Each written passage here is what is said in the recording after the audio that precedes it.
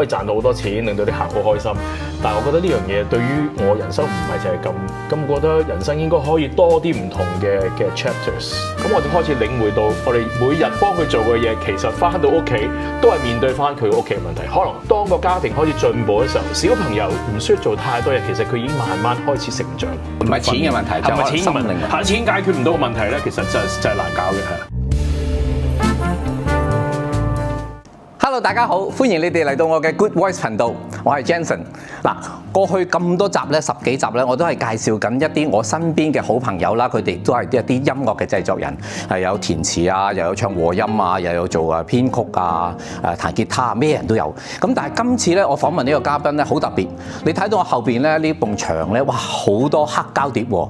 呢位朋友咧就係一位非常之熱愛黑膠碟嘅收藏家，咁亦都係我嘅好朋友。事不宜遲，我介紹咗佢出嚟先。佢就係我嘅好朋友 Edward。Hello Jensen，Hi， 你好啊！多謝你再次光臨我呢個社區俱樂部。我認識 Edward 咧係一個好偶然嘅機會咧，我發覺呢個朋友咧，佢真係好有心。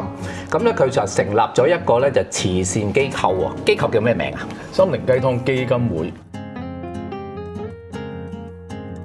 以我所知，你係一個金融才俊嚟嘅喎，咁同呢個咁嘅慈善組織又拉得上關係嘅嚇。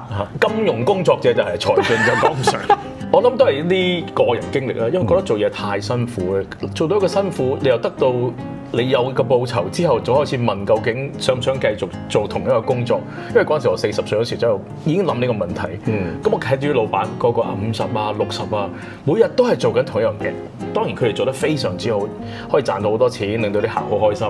但係我覺得呢樣嘢對於我人生唔係就係咁簡單，係幫一個機構工作而中間自己賺咗一份糧。咁我覺得人生應該可以多啲唔同嘅 chapters。我發覺咧，你揀嗰個地區位置都好特別喎，即係香港咁大，你揀深水埗喎，點解會揀深水埗呢？呢啲又係冇得諗嘅。第一樣嘢我以前我住喺國務基豪街雷生春對面嘅，咁我其實對呢區非常熟悉，所以就令我吸引咗試喺呢區揾下啦咁樣。曾經有個人同我講過，佢話一啲好發達、一啲好摩登嘅一啲概念，就要喺個高樓大廈度做嘅，一啲好獨特。係喺個區，即係同個區裏邊要有接觸嘅嘢，一定要擺翻喺舊嘅地方。咁好啦，咁啊，即係講翻實際啲啦。咁其實呢一個慈善基金會係做緊一啲乜嘢？咩叫心靈雞湯慈善基金會咧？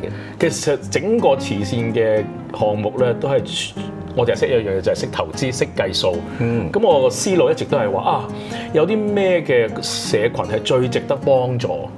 嗰陣時有首歌都幾流行嘅，就係 Whitney Houston 嘅 Greatest Love of All。I believe the children are our future。咁我就既然小朋友係我哋嘅將來，不如由小朋友開始啦。咁一做就做咗4年，做補習啦，做好多興趣班啦。咁我哋全港大概10幾區都每個禮拜都有資助好多小朋友食飯啊、讀書啊，同埋啲課後活動。咁但係發覺做完之後，好似冇乜睇唔到咩回報喎。咁開始又諗，點解小朋友我哋做極都係咁上下？補習可能冇再唔合格，但係又唔見唔到有多突然間會話個成績突飛猛進。喺我哋家訪之中發現啲問題多羅羅嘅。咁我就開始領會到，我哋每日幫佢做嘅嘢，其實翻到屋企都係面對翻佢屋企嘅問題。可能得一個單親媽媽照顧佢，可能爸爸媽媽不停喺度嗌交，可能飯都冇一餐食，跟住可能個居住環境非常狹窄，令到佢讀書、休息，甚至乎有個正常嘅社交都做唔到嘅。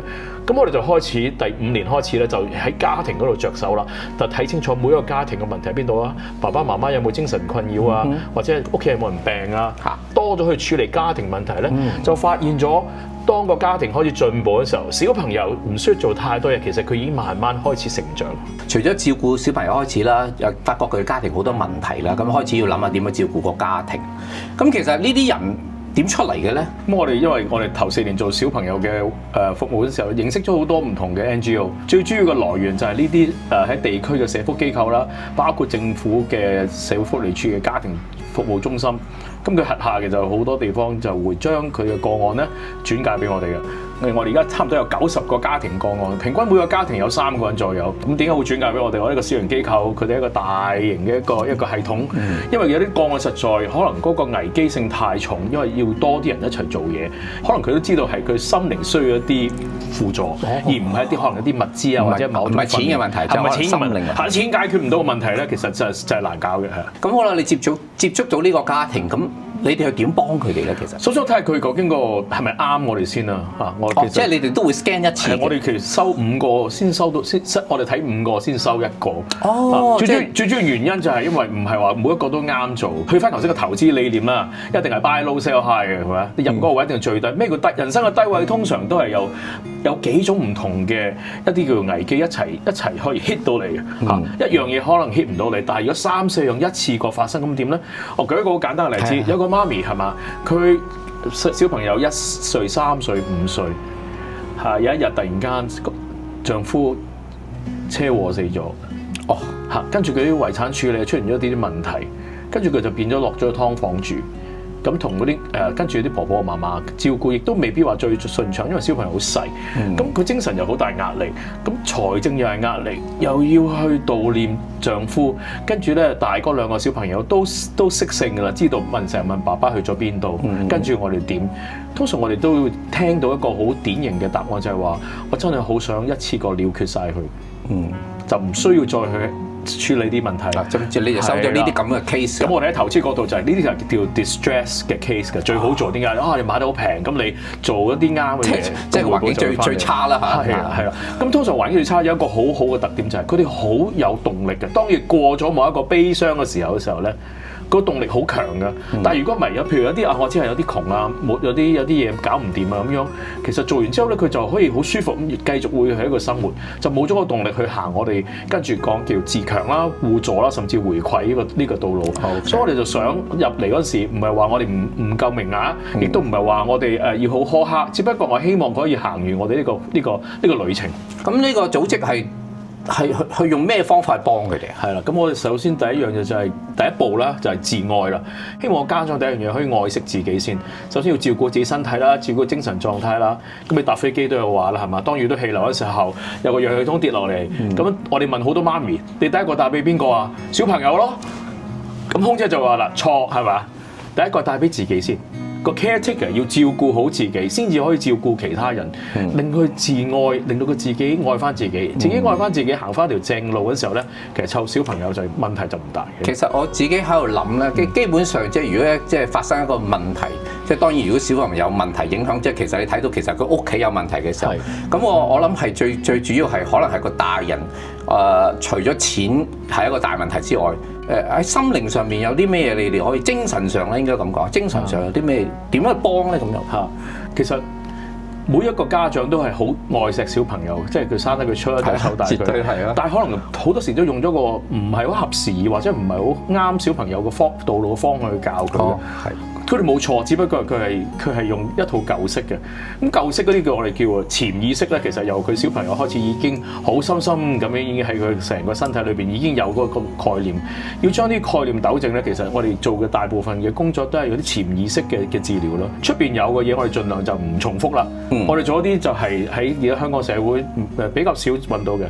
咁我哋第一個就係叫做創傷嘅評估啦嚇，即係會睇翻，即係由佢細個嗰時一路睇，點解佢會咁樣嘅？即係睇翻，即知道點解你會遇到呢個丈夫，因為可能有啲係意外，但係可能有啲係因為黃賭毒而或者係虐打咁樣，你都要問下究竟點解嗰一刻你會選擇同呢個人一齊，定話呢個人係中間變咗咧？咁我哋一路幫佢研究。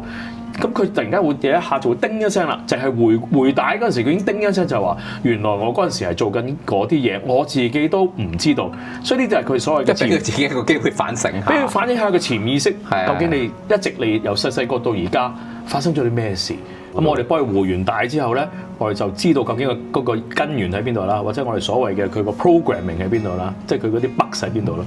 咁我哋就會將呢啲咁嘅幾件嘢就俾咗一個專業嘅叫心靈治療師去做。哦，有心靈治療師。咁譬如我就話呢個小朋友由細到大都係俾人話佢冇用嘅，咁冇用其實就係大個就變咗冇信心啦。又或者話你聽我媽咪話，我湊大你，咁佢變咗冇自主能力啦。即係佢唔識得去自己去 make decisions 啊。咁呢啲心理治療師即係話就係成個家庭去做嘅咯喎，即係包括小朋友同大人一齊做。咁通常我哋都會分開小朋友同大人嘅。最主要原因就係話小朋友都未必想將所有嘢話晒俾媽咪聽。調翻轉頭，有時一啲嘢都唔係好方便，所以有套叫做所謂嘅防火牆啦。咁亦都要配治療師都要配合究竟呢個人適合揾一個男治療師啊定女治療師咧？